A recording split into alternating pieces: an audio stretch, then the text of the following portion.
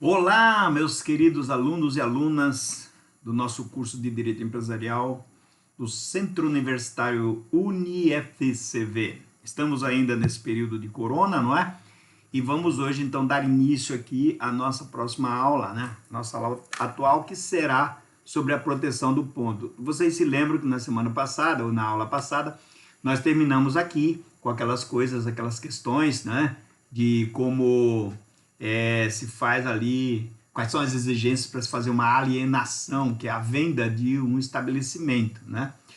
E inclusive quais são as concorrências. O sujeito não pode passar mais de 5, depois tem que passar mais de 5 anos para poder se estabelecer com a mesma atividade, enfim. Algumas características aí importantes que a gente já estudou. Hoje, então, damos início aqui à situação da proteção do ponto. Vocês vão perceber que depois eu vou fazer um pulinho nessa apostila aqui, porque essa parte da disciplina nos leva ao estudo das marcas e patentes. Vocês vão perceber por quê. Então vamos lá. Primeiro, o que é o ponto, né? Ponto comercial. Ponto comercial é o local onde o empresário exerce atividade. Então nós já sabemos o que é atividade. Atividade é que torna, inclusive, o nome empresa, né, que leva para esse nome empresa, já que estamos falando de direito empresarial e, portanto, de direito de empresa. Então, para se proteger um ponto, o que é necessário, né? O ponto, pessoal, quando o empresário exerce realmente esse ponto, né, ele tem alguns direitos, né? Um desses direitos é a ação renovatória. A gente vai falar melhor dela ali embaixo, né? A gente vai ver isso. Mas o que nos interessa aqui é dizer o seguinte: a ação renovatória é uma garantia de que, se o dono do prédio não quiser renovar o contrato com o empresário para que ele continue as atividades lá no ponto, ele poderá ter prejuízo. E aí, essa ação renovatória vem lá e garante, fala, peraí, não, você não pode negar a renovação. É preciso renovar o aluguel para ele continuar exercendo a atividade neste ponto, porque é lá nesse ponto que os clientes o encontram. Os clientes sabem que ele está lá nesse ponto. Se você não renovar o aluguel, ele vai ter que sair dali, daquele ponto, e ir para outro lugar. Então, como o ponto é o local, o lugar aonde se exerce a atividade, se tirar a pessoa de lá, ele perde essa capacidade de chamar a clientela. Então, vamos ver quais são as condições para que haja essa ação renovatória. Por isso que eu falei, aguarda um pouquinho que a gente já vai falar dela. O que é uma ação, pessoal?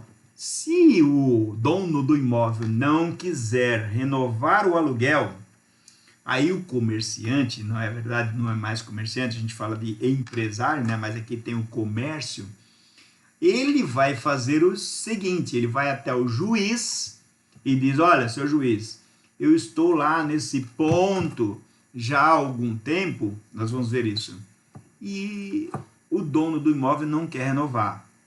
O juiz vai analisar a situação, vai chamar o dono do imóvel para conversar, vai tentar um acordo entre eles, se não der um acordo, o juiz vai julgar.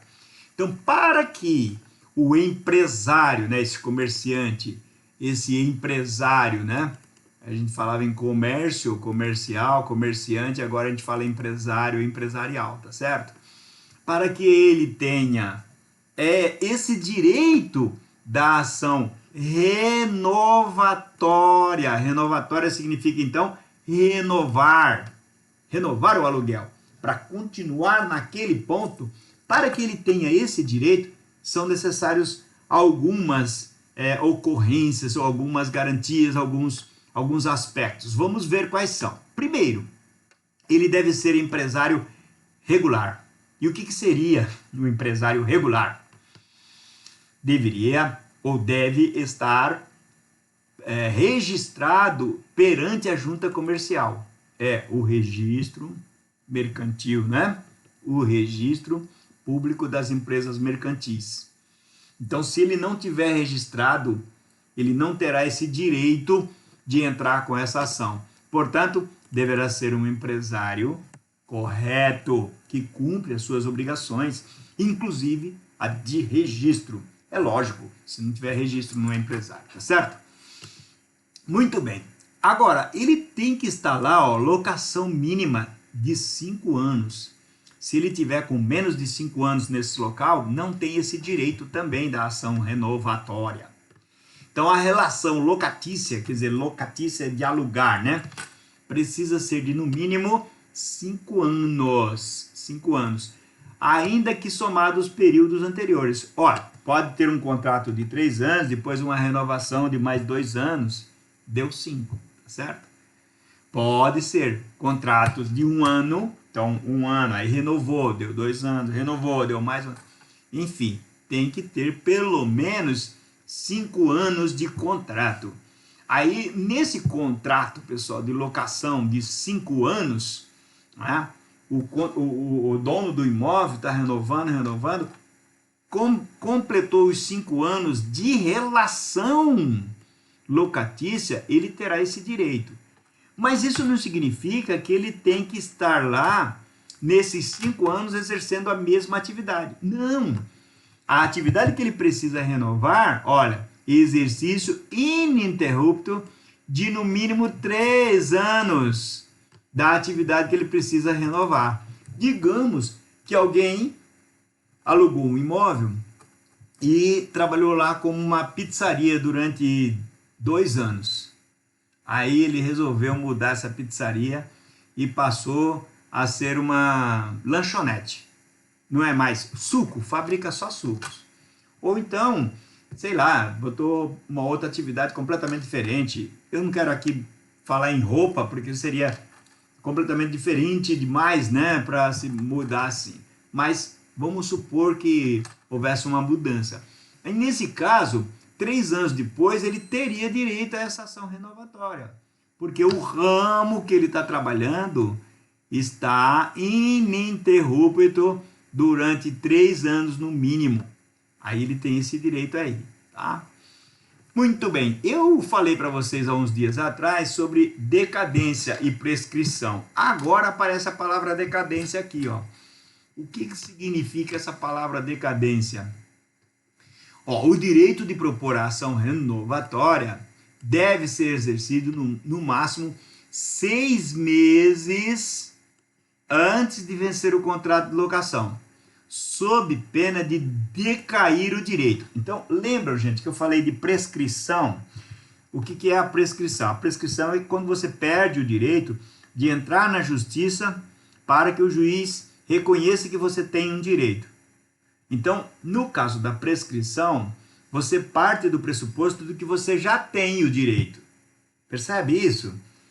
Vai prescrever um direito que você já tem.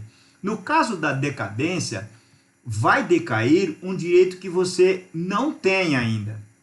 Então, ó, presta atenção. A renovação você adquire com o tempo. Mas se você não exercer a renovação, você não tem o direito, você não constitui o direito. Como é que é isso, Jovi? Olha assim, você supõe que o seu contrato vai vencer em 31 de dezembro de 2020. Então, quando chegar no dia 1º de julho, começa a contar esses 6 meses aqui, ó. 1º de julho. Aí vai contando, vai contando, vai contando. Quando chegar em 31 de dezembro, se você não mandou uma cartinha para o dono do imóvel, dizendo, olha, eu quero continuar aqui, vai decair o seu direito. Ou seja, quando chegar no dia 1º de janeiro do ano seguinte, o sujeito vai pedir o seu aluguel. Aí você fala, não, mas eu tenho direito à ação renovatória. Aí fala assim, onde está escrito esse direito? Você fala no Código Civil lá, direito de empresa, etc. Aprendi lá na faculdade. Aí o proprietário que está bem instruído, também tem um advogado que estudou na UniFCV, o que ele vai dizer? Ah, mas eu não vi você constituir esse direito. Constituir esse direito significaria isso, ó, exercer mandando uma notificação no máximo 6 meses antes de vencer o contrato, dizendo: eu quero ficar aqui, eu quero continuar aqui. Isto é a constituição do direito de ficar. Daí, em janeiro, se ele não renovar, daí o sujeito tem a condição de brigar pelo direito que ele já constituiu.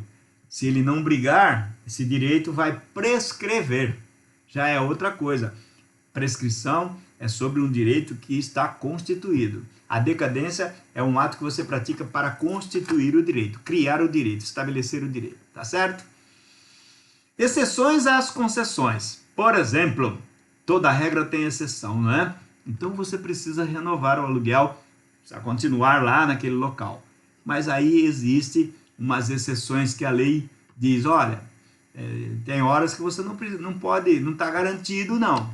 Vamos ver o que é isso.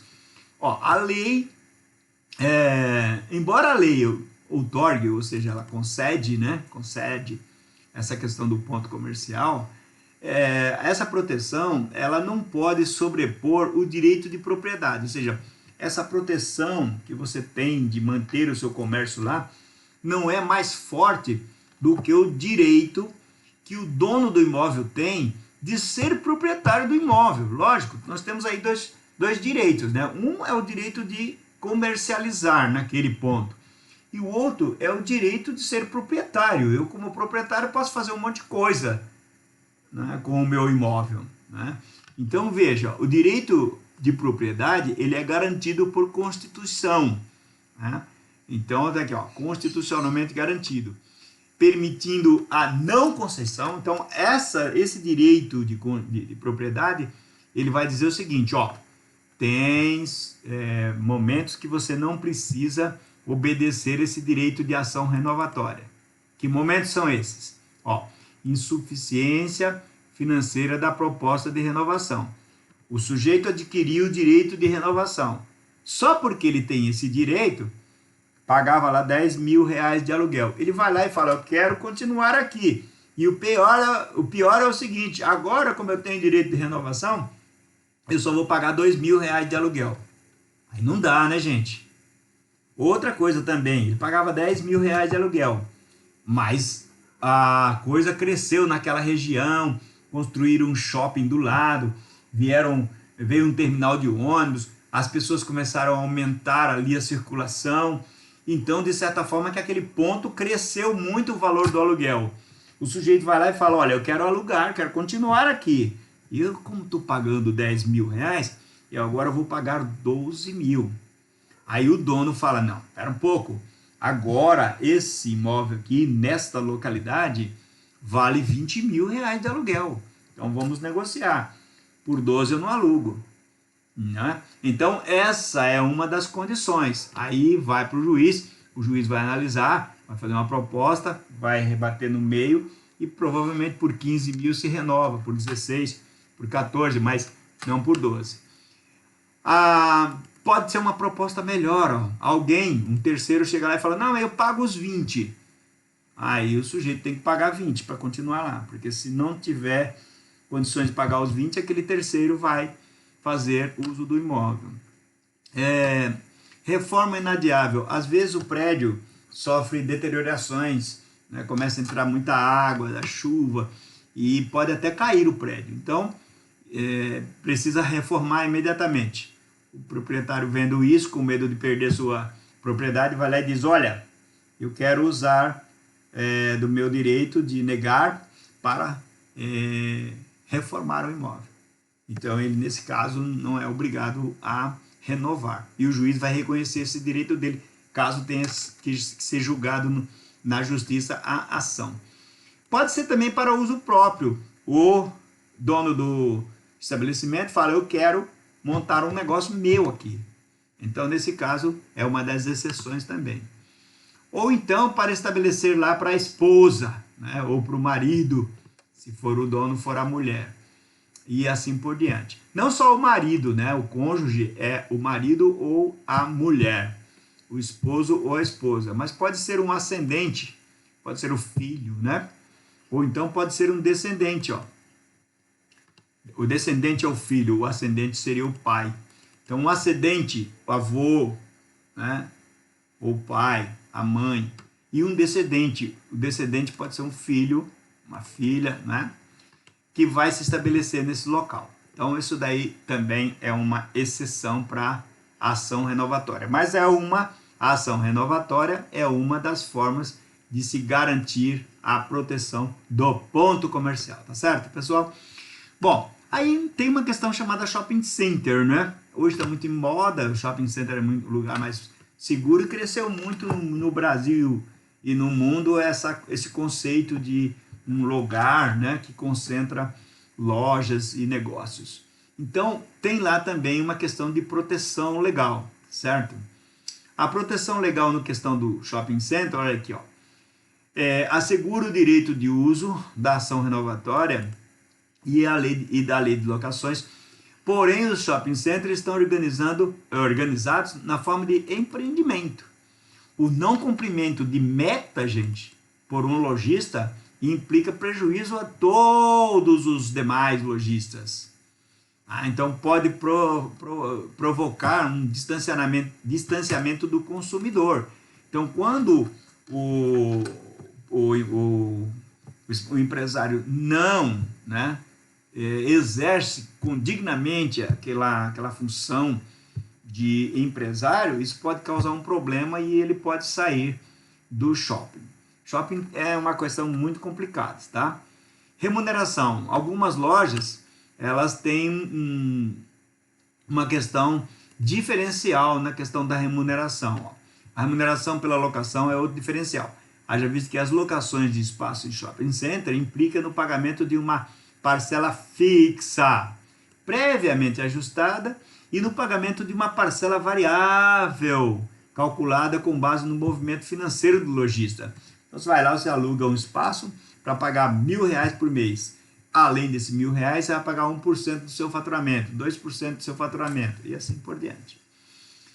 Associação de lojistas. Além dessas despesas pagas diretamente ao empreendedor, porque o empreendedor é o dono do shopping. Não é alguém que tem muito dinheiro, vai lá, pega um local, constrói um shopping bem grande, divide em lojas, e esse sujeito é chamado de empreendedor. E aí ele aluga para os lojistas, né? Aí, logicamente, o lojista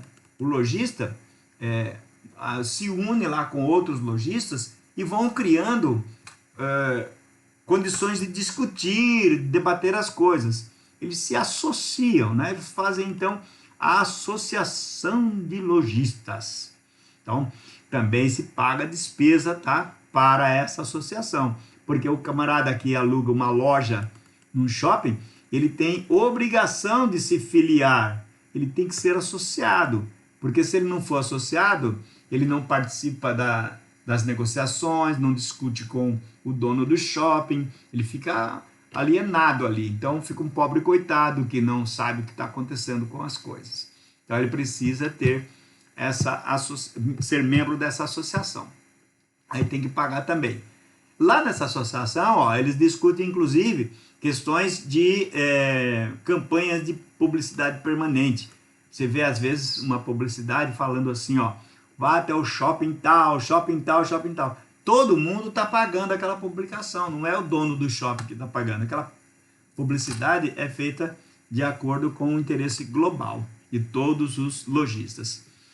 Bom, o artigo 51, pessoal, da Lei 8.245/91, que essa lei é chamada Lei de Locações.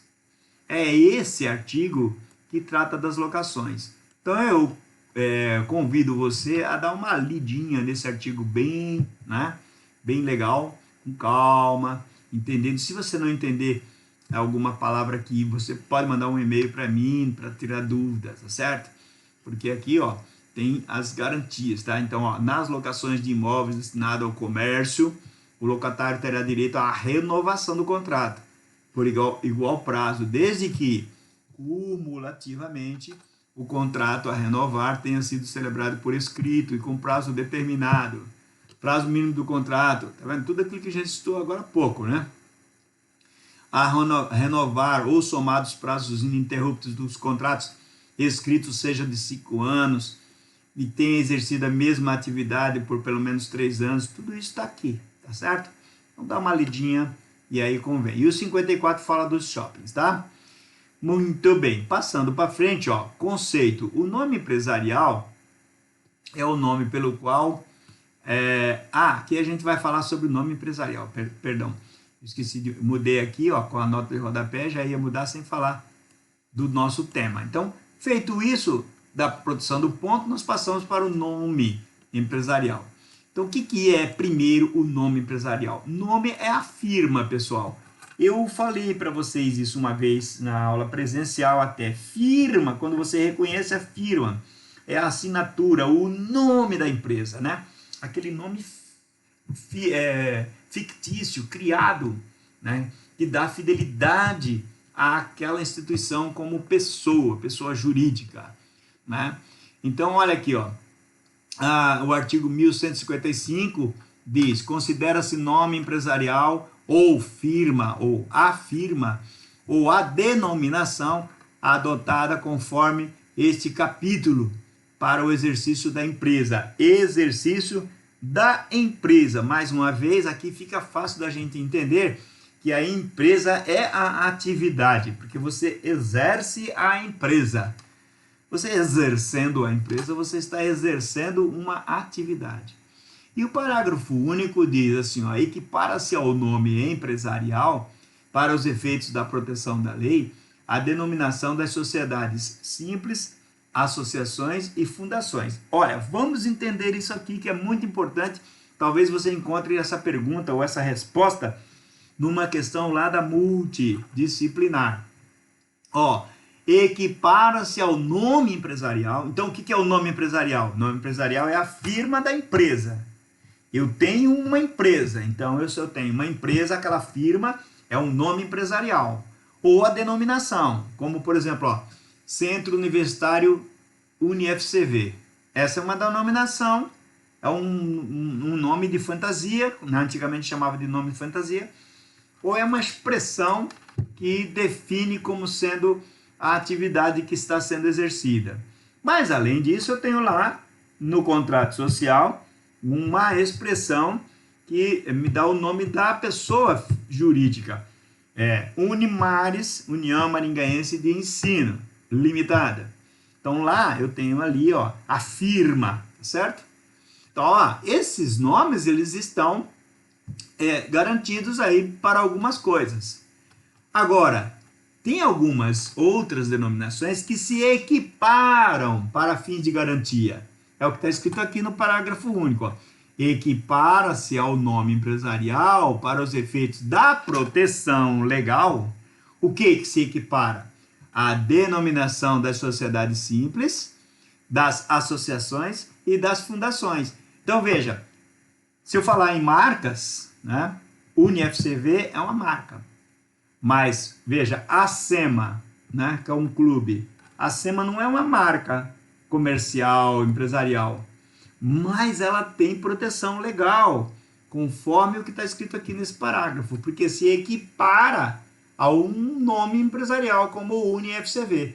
Eu tenho a SEMA e eu tenho o UniFCV. Este é empresarial, este não é empresarial, porque ele é de uma associação, mas acontece que para fins de proteção ele se equipara, tanto a associação, quanto a fundação, como a sociedade simples. E aqui vem a calhar a gente falar em sociedade simples, porque você se lembra que a gente estudou agora há pouco a natureza jurídica, né? Então, quando se fala em sociedade simples, não é empresarial. A natureza jurídica é simples, não é empresarial. Então, mas o nome, né, a denominação de uma sociedade simples está protegida. Está protegida conforme a lei aqui, ó, para fins de proteção, ela se equipara a um nome empresarial, ok? Muito bem, vamos ver o conceito então de nome empresarial. O nome empresarial é o nome pelo qual se registra a empresa ou empresário individual, tá certo? Então, nesse caso, aquilo que você registra lá, o nome empresarial, aqui no caso aí que a gente exemplificou, Unimares, União Maringaense de Ensino. Só que ela lá está registrada como uma pessoa jurídica, adquiriu personalidade jurídica. O instituto ou o Centro Universitário UniFCV, ele é um órgão que é mantido pela Unimares. Então, ele também se incorpora e vai se equiparar, olha aí a palavra equiparação aparecendo, a esse nome empresarial para fins de proteção. Qual é a abrangência que falamos aqui? O nome empresarial, né?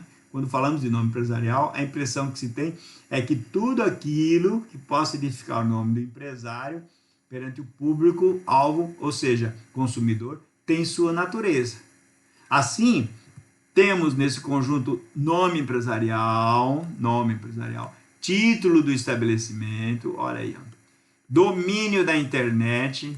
Então, quando você pela unifcv.edu.br é um domínio na internet.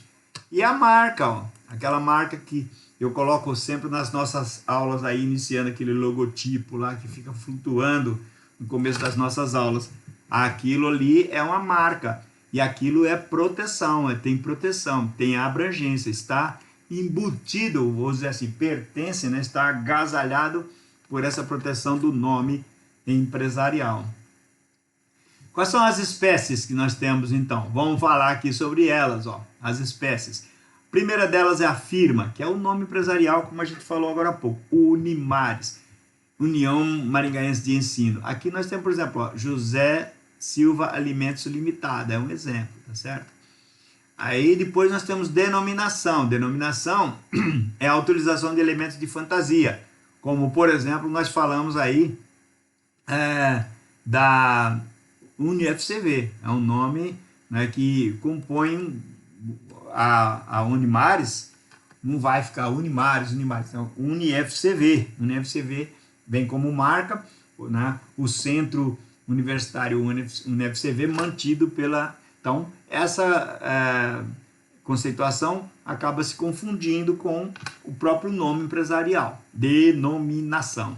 Aqui nós fizemos um exemplo, né? Bom Doce Comércio de Alimentos Limitada. Então, Bom Doce Comércio de Alimentos é uma expressão que pode ser colocada como nome empresarial ou então como denominação. Empresário individual. A gente já falou em empresário individual.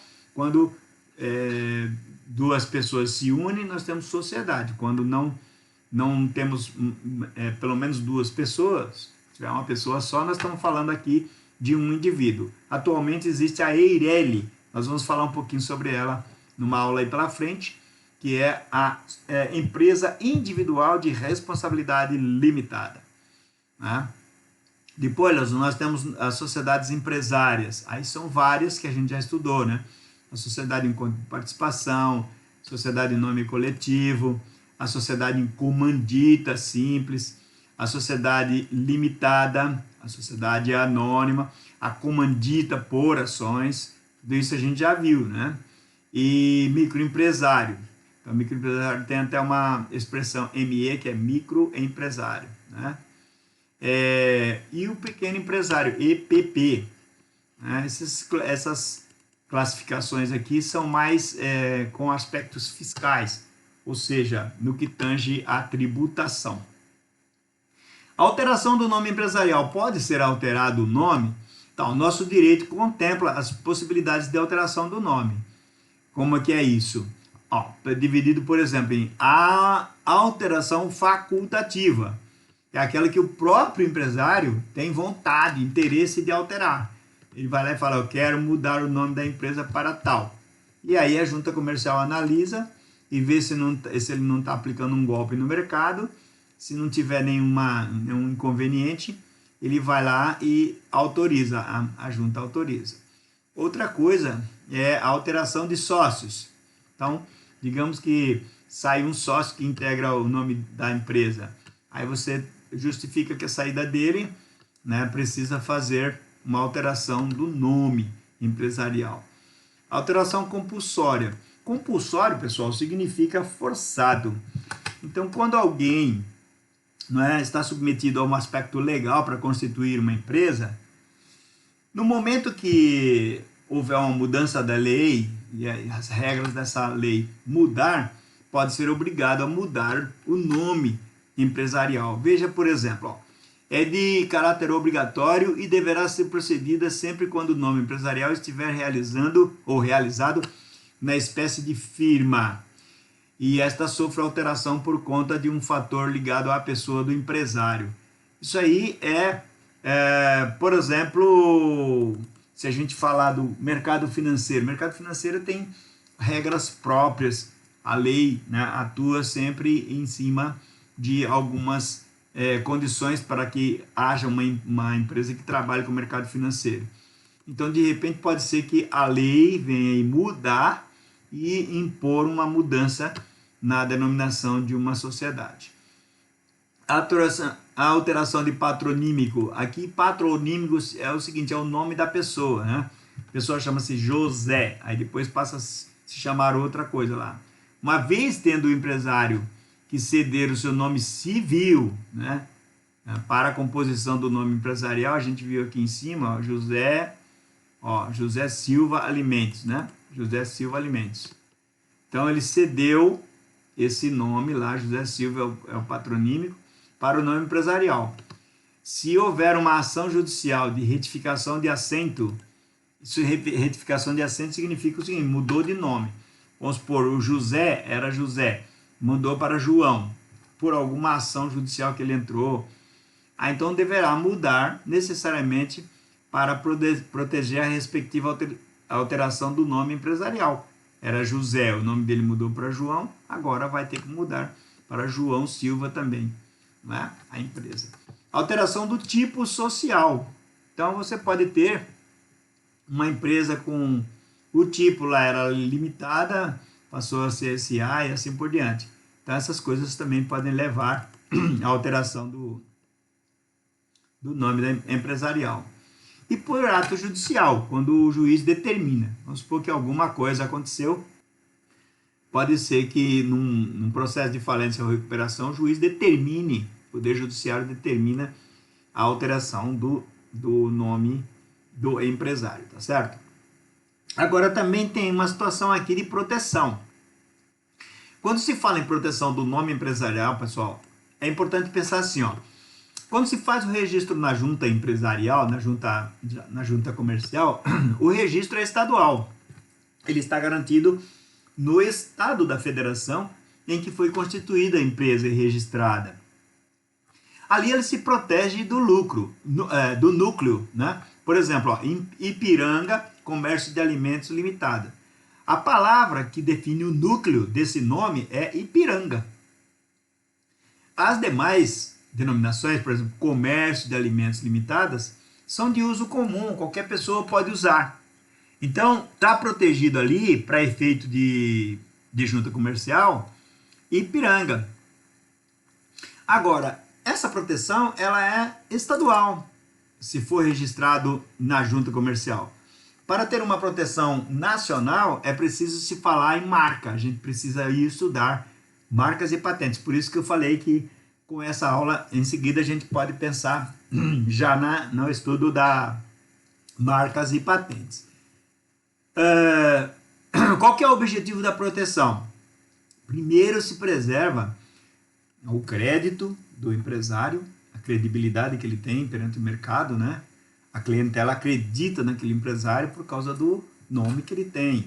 Então, isso também é muito importante se levar em consideração.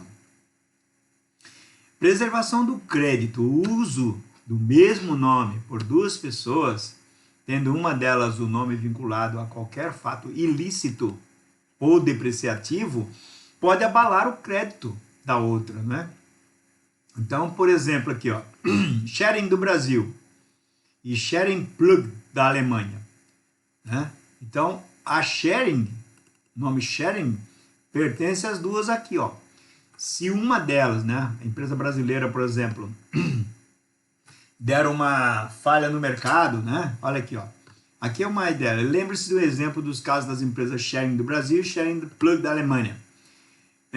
O envolvimento da empresa brasileira na comercialização de pílulas de farinha gerou uma depreciação do nome da segunda, essa da Alemanha, que precisou apresentar informes publicitários explicando a desvinculação. Essa empresa Schering do Brasil não tinha nada a ver com a Schering Plug da Alemanha. mas essa daqui vendeu, a gente chama isso de placebo, né? A pílula não tinha o princípio ativo do remédio. O sujeito tomava e pensava que estava tomando remédio, não estava tomando nada, porque era apenas farinha, né? Então isso deu um nó danado aí no mercado e criou um problema sério, porque tudo que era da Schering da Alemanha, o pessoal não queria comprar porque achava que era a mesma coisa que a Schering do Brasil. Preservação da clientela, 2 nomes, tá vendo, com núcleos idênticos, esse daqui, ó, Schering, né? Pode confundir aí também. Efeitos da proteção. Primeiro, interdição da atividade. O uso indevido do nome empresarial pode levar à interdição. Aquele que é dono do nome pode questionar na justiça, mandar uma notificação e dizer: para de usar meu nome. Esse é o efeito. Então, se uma empresa descobre que o outro está usando o nome indevidamente, pode reclamar e terá direito de proteção. Pode até apreender mercadorias. Ó. Havendo a total identidade das atividades e de produtos, pode ser determinada a apreensão de mercadorias lá no local. Perdas e danos. Né? Aquele que se sentir prejudicado, o lesado, a empresa lesada, pode entrar na justiça e dizer: olha, eu fui prejudicado, perdi cliente, né? Então perdi faturamento durante 5 anos, enfim. Né? E aí, quem perder a situação perante o juiz poderá ser condenado a pagar o prejuízo. Título do estabelecimento. O título do estabelecimento é a denominação que o empresário utiliza para ser identificado junto aos consumidores. Então aqui nós temos um caso de exemplo claro nosso, que é a questão da UniFCV. Nós temos o UniFCV como o nome, título do estabelecimento e o nome da empresa, né, a razão, né, social que a gente chamava antigamente, que na verdade hoje a gente chama de denominação, é Unimares, tá certo? Nome empresarial, Unimares. Título de estabelecimento é uma coisa, nome empresarial é outra, tá certo? Nomes idênticos, pode causar confusão, mas eu já disse, a proteção na junta comercial é estadual. Para proteger no âmbito nacional, tem que ter marcas, registro perante o INPI. A gente vai estudar um pouco isso, Instituto Nacional da Propriedade Industrial. E também, se for proteção internacional, também precisa ter essa proteção através do INPI. Bem, nomes diversos. Sendo diversos os nomes, o título poderá gozar de proteção através da lei da propriedade industrial, olha aí o que eu falei, ou então da lei de defesa da concorrência. Domínios da internet. O domínio da internet é aquele que a gente www fulano de tal, né? www. Agora não se fala mais em www porque houve uma mudança aí do comitê gestor de internet do mundo inteiro e ninguém se fala mais porque www vale para tudo. Então HTTP, ou então HTTPS, né? Depois tem aquela internet do submundo, enfim. Mas tem internet de 7, né? HTTP, tudo aí, umas coisas aqui. E depois dos 2 pontinhos, barra, aí vem o domínio. Né? Então tem lá, jovibarbosa.com, é um domínio que eu tenho. Se você clicar lá no seu navegador, jovibarbosa.com, vai entrar na minha página, que é um portal que eu criei exatamente para ter tudo que eu tenho na internet ali. Né? Unifcv.edu.br, então, domínio da internet, é um domínio, a gente chama de domínio, é o nome pelo qual a empresa é identificada na rede mundial de computadores. E o Poder Judiciário tem usado também analogicamente a lei da propriedade industrial e o registro das empresas, né, que é a junta comercial, para a proteção deste domínio, tá certo? Para finalizar, marca. Marca é uma coisa, nome empresarial é outra. Então, toda vez que você falar em marca, você vai pensar num sinal. Ó, esse livrinho que está aqui assim, ó, poderia ser uma marca, né? Mas pode ser um nome também, ó. Poderia ter um quadrinho assim, ó, e aqui a gente dizer que isso aqui é uma marca.